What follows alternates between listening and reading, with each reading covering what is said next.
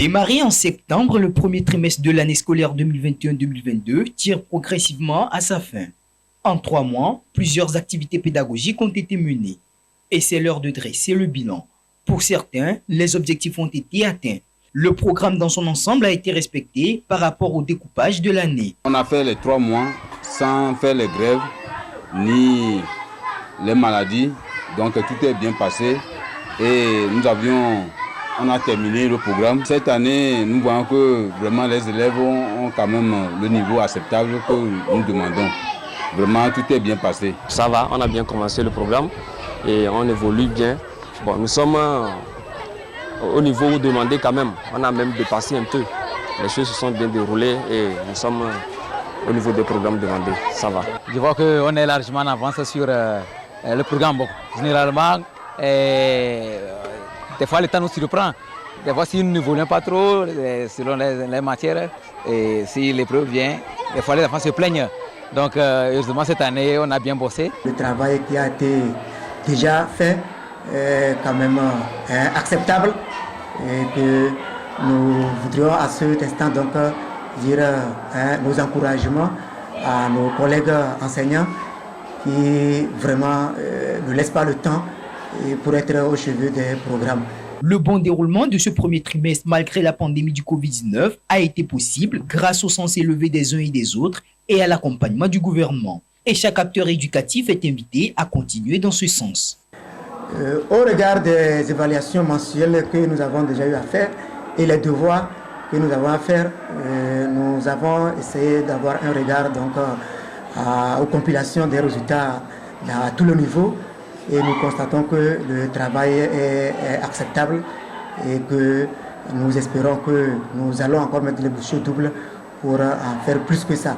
Nous avons suivi les instructions que le ministère de tutelle a dégagées pour que nous puissions bien entamer le trimestre et finir aussi bien l'année scolaire. On ne peut pas bien faire tant qu'il n'y a pas la discipline. Ici, nous mettons un accent particulier sur la régularité afin que nous puissions terminer tous les programmes et laisser les enfants passer des examens nationaux. Pour l'heure, c'est la composition régionale qui a démarré ce lundi au niveau du primaire. Pour le collège, elle débute mardi et prend fin la semaine prochaine. Les congés de Noël débutent le mercredi 22 décembre 2021. La rentrée pour le compte du deuxième trimestre 2021-2022 est prévue au 3 janvier 2022.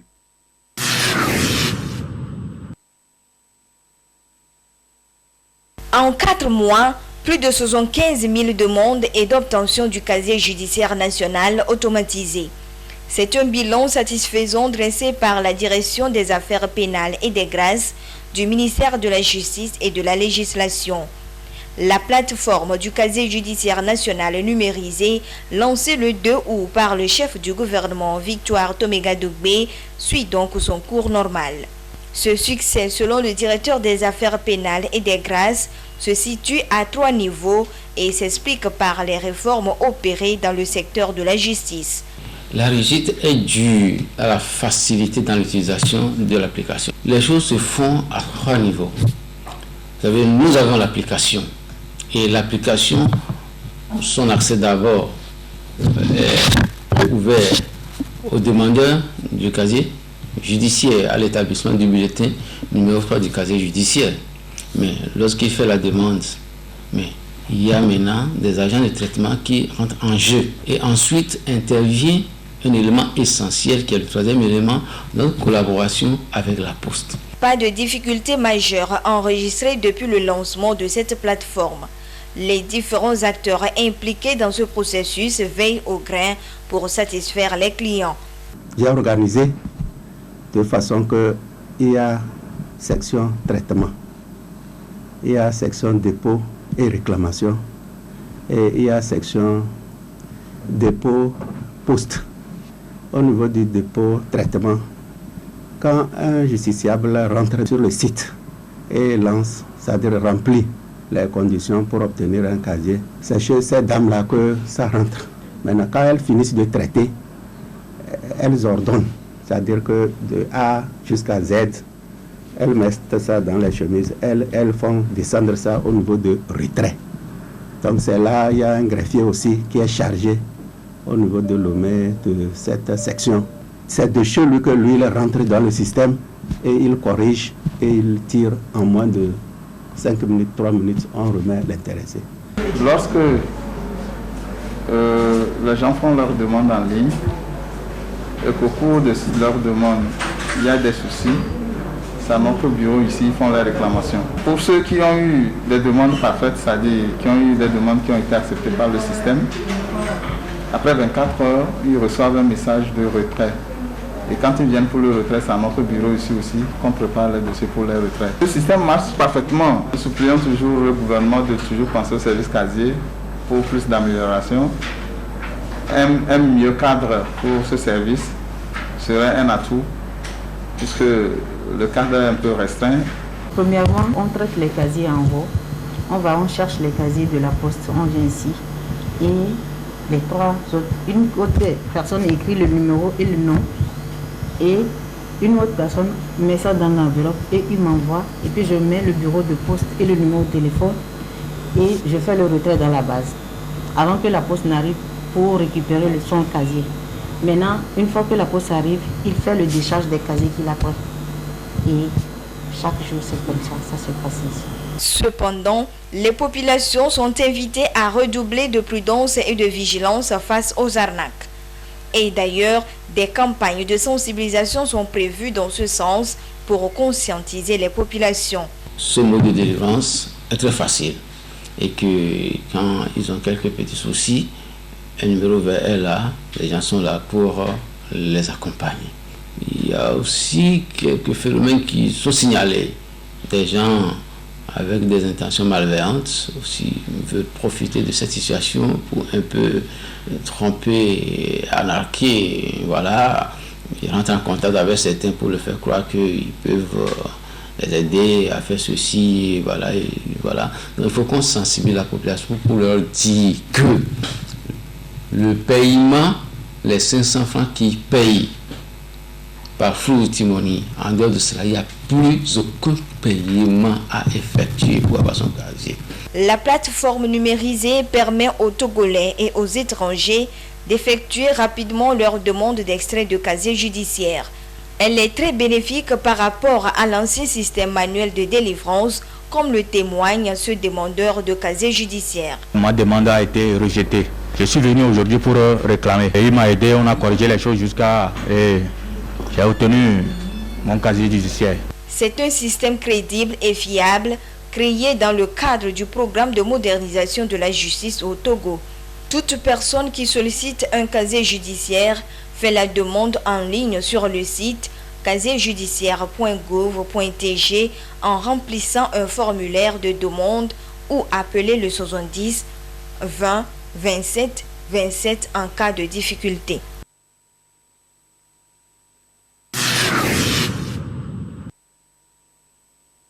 Nourrir son bébé exclusivement au lait maternel dès sa naissance jusqu'au moins 6 mois, c'est la recommandation des spécialistes de la santé maternelle et néonatale. Ceci en raison des éléments nutritionnels importants que contient ce lait pour la bonne croissance et la santé de l'enfant. Malheureusement, certaines nouvelles femmes font face après l'accouchement à une absence ou à une production insuffisante du lait dans leur sein. Un problème constaté aussi bien chez les jeunes mamans que chez celles qui ont déjà eu à goûter à la vie maternelle. Une situation due à 2 principaux facteurs, psychologiques et alimentaires. Si déjà le premier jour après l'accouchement, elle commence par dire tiens maman, le lait ne sort pas, il y aura un blocage. Donc il faut tout d'abord se dire dans la tête que le lait j'en ai et il va venir, puisque le lait ne vient pas immédiatement. Donc il faut 3 jours pour une bonne montée laiteuse et avant que le lait commence à sortir très bien. Et ensuite, ça se régularisera par la suite. Secondo, si on ne s'alimente pas bien, le lait ne sortira pas assez également. Il y a d'autres maladies, mais ça, c'est vraiment des cas extrêmes. Il y a des gens qui n'ont pas assez de lait, parce que en fait, elles sont nées comme ça, quoi. Donc, pour ça, on a des traitements que nous instituons pour les aider. Mais ce problème de manque de lait maternel dans les seins n'est pas sans solution. L'alimentation joue un rôle important dans la production suffisante et l'assainissement du lait maternel. Faut-il encore savoir choisir les aliments? Il faut que l'alimentation soit riche en fer, en calcium. Il faut manger équilibré, les légumes par exemple, les fruits, tout ce qui contient les nutriments essentiels au bon développement du corps. Dans nos milieux, nous avons à des moments. Nous avons certaines mamans qui disent non, quand tu accouches, tu ne dois pas manger des légumes, tout ça. Là. Je dirais que les légumes, c'est très bon pour la santé. Les fruits, la viande, des œufs, du poisson. En fait, manger bien, s'hydrater suffisamment, c'est-à-dire boire beaucoup d'eau. De la bouillie, de la farine enrichie, c'est très bon également. En fait, plus tu donnes du lait à ton enfant, plus le lait viendra. Donc c'est pourquoi nous exhortons celles qui ont des problèmes de lait maternel de plus de donner du sein à l'enfant à tout moment. Mangez sain, varié et équilibré pour votre propre santé et celle de votre enfant. Aussi pour combler ses besoins nutritionnels. Mais attention à des aliments qui peuvent nuire à la santé des deux êtres. Il y a du chemin à faire avec le développement du cerveau, donc il faut vraiment éviter de l'alcool, des boissons fortes, excitantes, du café et trop d'épices, je dirais. Vous mangez très épicé la journée, la nuit, votre enfant a du mal à dormir. Il a déjà des coliques qui sont déjà physiologiques, normales, qui vont lui perturber déjà dès le début. Et si vous ajoutez encore des épices, du piment rouge, on dit c'est très bon pour la santé, mais il faut penser à vos bébés. Le gingembre n'est pas mauvais pour la santé, mais l'excès peut entraîner les coliques chez l'enfant. La montée de thé va prendre 3 jours. Nous avons 72 heures. Et pendant les 72 heures, l'enfant a des réserves.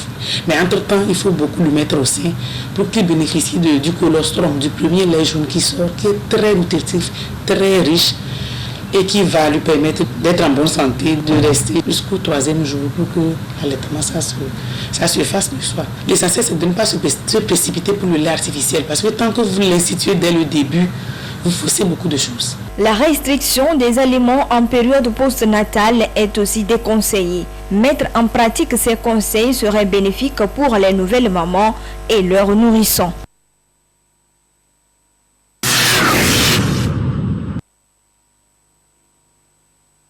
L'un des phénomènes les plus visibles et remarquables à l'approche des fêtes de fin d'année est souvent celui de l'abondance sur le marché de produits alimentaires de toutes sortes. De qualité douteuse et impropre à la consommation, ces produits sont déversés en masse par certains commerçants véreux sur les marchés en vue de leur liquidation. Une situation préoccupante pour l'association togolaise des consommateurs ATC qui renforce les contrôles. Ces périodes sont des périodes où les magasins qui ont opéré sur le marché jusqu'à une certaine période vident leurs réserves qui sont à péremption, d'autres mal conservées, non appropriées, qui entraînent inéluctablement des maladies, des désagréments. Nous demanderons plutôt à cette population d'être vigilante et d'être très attentive en matière d'acquisition des denrées, surtout de consommation.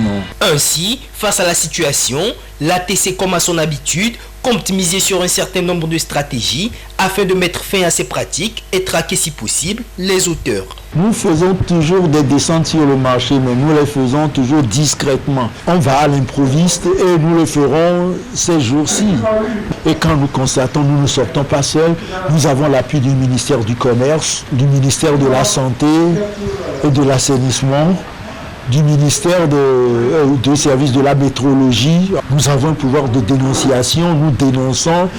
Il faut que la population, en faisant le choix d'acquisition d'un certain bien ou bien d'une certaine denrée de consommation, regarder la date de fabrication, la date de péremption, le numéro de l'eau, les ingrédients, leurs constituants de cette denrée acquise. La vigilance est donc recommandée chez les populations dans le choix des produits.